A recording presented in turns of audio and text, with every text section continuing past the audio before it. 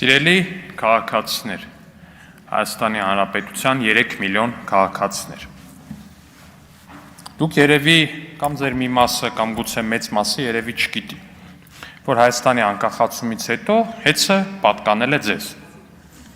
Բոլորիդ, 3 միլիոնիդ։ 2002 թվականին սակայն հայրմերը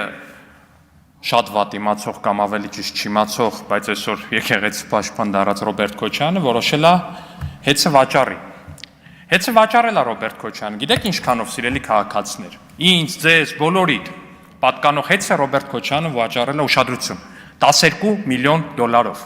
Գիտեք ինչքան է 12 միլիոն դոլարը։ Մոտավորապես այնքան, ինչքան արժի Ռոբերտ Քոչարյանի տունը։ Երկրորդ անգամ էս անալոգիան բերում։ Գիտեք ինչքան է 12 միլիոն դոլարը։ Դա հասկանալու համար պետք է ընդամենը գիտակցել, որ Ռոբերտ Քոչարյանի ունեցվածքից այս պահին դեռ հայտնաբերված, այս պահին ընդամենը այն ինչը երևում է,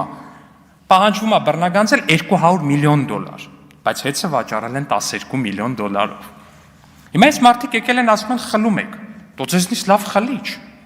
Ժողովրդից խլել եք 12 միլիոնով չգիտեմ ում եք տվել։ Հետո թե բա Սամվել Կարապետյանի կոչից հետո էր։ Բա Սամվել Կարապետյանի կոչը ինչից հետո էր։ Այն պլանը են, որ Մամիջանյանն ուր ասում է Սիվիկում է գրվել, Վահագն Ալեքսյանն է գրել։ Վահագն Ալեքսյանն է տարել այն տերորիստի տանն է դրել, պարոն Մամիջանյան։ Այդ ձեր կողմից չգրած ու ձեզ չպատկանող պլանի շրջանակներում, որտեղ գրած էր Սամվել Կարապետյան, կոչ պլյուս 5000 հոգի։ Այդ կոչ պլյուս 5000-ի շրջանակներում Սամվել Կարապետյանը կոչը արել։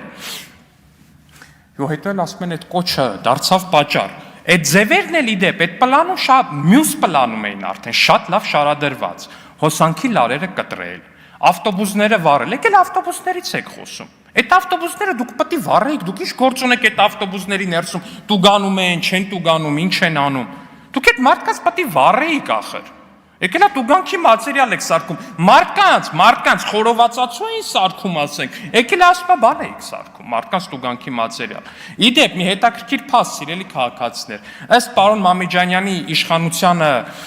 ընդդիմությանը չպատկանող եւ իմ ձեռամբ գրված պլանի հակաճգնաժամային գլխի 3-րդ ենթակետի շրջանակներում, որտեղ գրված է. ինչ անել, եթե ձերբակալվի առանցքային դերակատարներից մեկը, կետ համար 1, միանգամից վերաուղղել ակտիվ ուժերը դեպի եվրոպական եւ ռուսական խորհրդարաններ։ Այսօր Իշխան Սաղաթելյանը գնացել է Բրյուսել հանդիպումներ ունենալու եվրոպական խորհրդարաններում։ Ձեզ չպատկանող պլանի հակաճգնաժամային գլխի 3-րդ ենթակետի շրջանակներում։